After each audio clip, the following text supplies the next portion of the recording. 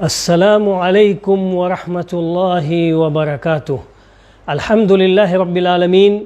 والصلاة والسلام علی اشرف الانبیاء والمرسلین محمد وعلی آلہ وصحبہ اجمعین ومن تبعہم بإحسان الی یوم الدین، اما بعد فإن خیر الحدیث کتاب اللہ وخیر الہدی ہدی محمد صلی اللہ علیہ وسلم وشر الامور محدثاتها وكل محدثة بدعہ وَكُلَّ بِدْعَةٍ ضَلَالَةٍ وَكُلَّ ضَلَالَةٍ فِي النَّارِ۔ محترم ناظرین کرام، آج کی اس مجلس میں آپ کے سامنے انشاءاللہ صحیح مسلم کی جو کہ 804 نمبر کی حدیث ہے اسے پیش کروں گا۔ اس حدیث کا ایک ایک ٹکڑا پڑھ کر کے آپ کے سامنے اس کی شرح پیش کروں گا۔ اللہ تعالی ہمارے لیے اس کو آسان بنائے اور ہم سبوں کے عمل کے اندر اخلاص عنایت فرمائے۔ صحیح مسلم کی وہ حدیث حضرت ابو امامہ الباہلی رضی اللہ تعالی عنہ سے مروی ہے۔ وہ کہتے ہیں کہ سمعت رسول اللہ صلی اللہ علیہ وسلم یقول اقرأوا القرآن فإنه يأتي يوم القیامة شفیعا لأصحابہ۔ وہ کہتے ہیں کہ میں نے رسول اللہ صلی اللہ علیہ وسلم سے کہتے ہوئے سنا کہ قرآن کریم کی تلاوت کرو، اس لیے کہ یہ قرآن کریم قیامت کے دن تمہارے لیے تمہارے حق میں سفارش کرے گا، شفاعت کرنے والا ہوگا۔ اس کے بعد حدیث کا دوسرا جز ہے کہ آپ صلی اللہ علیہ وسلم فرماتے ہیں اقرؤوا زہراوین البقرۃ وسورۃ آل عمران، پڑھو، تلاوت کرو سورہ بقرہ کی اور سورہ آل عمران کی۔ حدیث کے پہلے جملے میں عام ہے اقرأوا القرآن، قرآن کی تلاوت کرو، قرآن کو پڑھو، اور دوسرے جز میں خاص طور پر اس کا ذکر ہے کہ سورہ بقرہ پڑھو اور آل عمران پڑھو، جس کو زہراوان کہا ہے کہ یہ زہراوان ہے، اور زہراوان کا مطلب یہ ہے کہ یہ علم و حکمت اور رشد و ہدایت کا یہ سرچشمہ ہے، اور اس کا نور ہے، جس نور سے، جس روشنی سے ضلالت و گمراہی کی تاریکی چھٹ جاتی ہے۔ تو یہ سورہ بقرہ اور سورہ آل عمران یہ گویا کہ دو نور ہیں، اور بعض شارح حدیث کے مطابق کہ یہ دونوں صورتیں جو ہیں دو روشن ستارے ہیں جو قیامت کے دن اس کے پڑھنے والوں کے اوپر سایہ فگن ہوں گی اور اللہ رب العالمین کے پاس سفارش کریں گی اور اللہ رب العالمین سے ان کے حق میں شفاعت کریں گی۔ تو یہ زہراوان، سورہ بقرہ اور سورہ آل عمران کو زہراوان کہا گیا ہے کہ زہراوان کو پڑھو، یعنی یہ دو نور والی سورت کو پڑھو، علم و ہدایت والی یہ سورت، اور ان دونوں کا اجر اور ثواب بہت عظیم ہے، بہت زیادہ ہے۔ ان دونوں سورتوں کو خصوصیت کے ساتھ پڑھو۔ اور حدیث کے اندر آگے جملہ ہے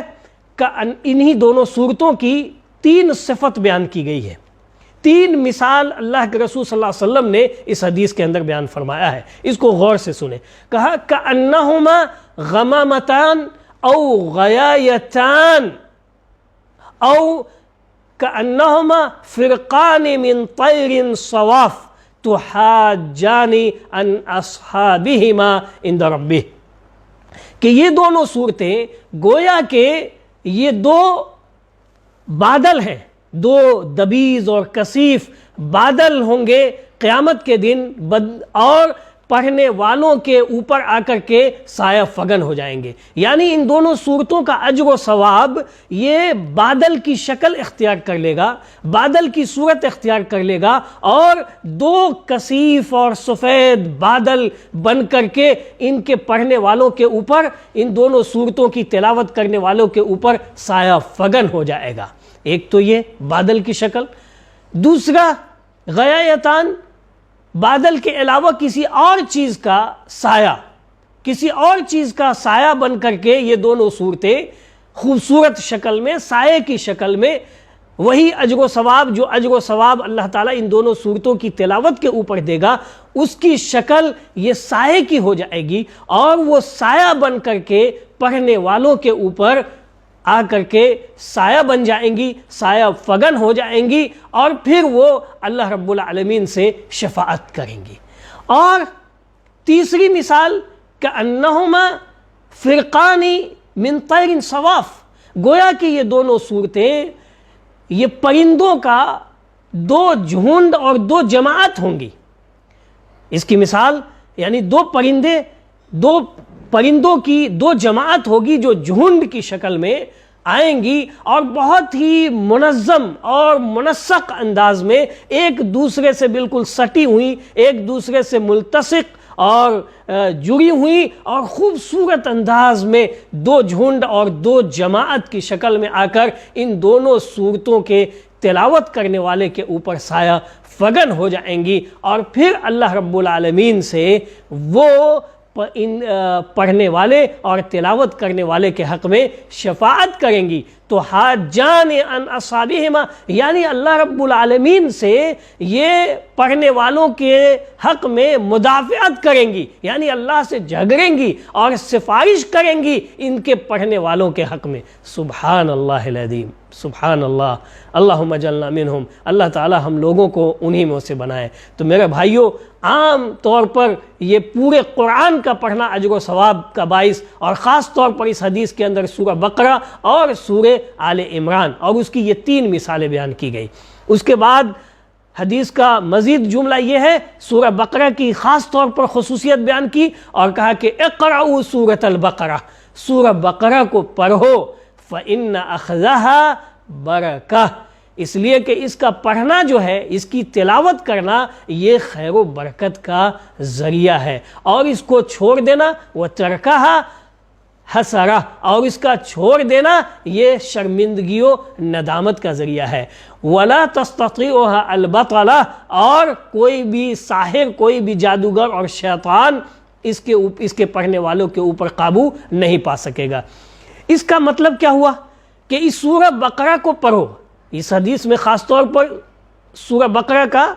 ذکر آیا, کہا کہ سورہ بقرہ کو پڑھو. اس کا جو پڑھنا ہے یہ خیر و برکت کا ذریعہ ہے, اور یہ خیر و برکت عام ہے,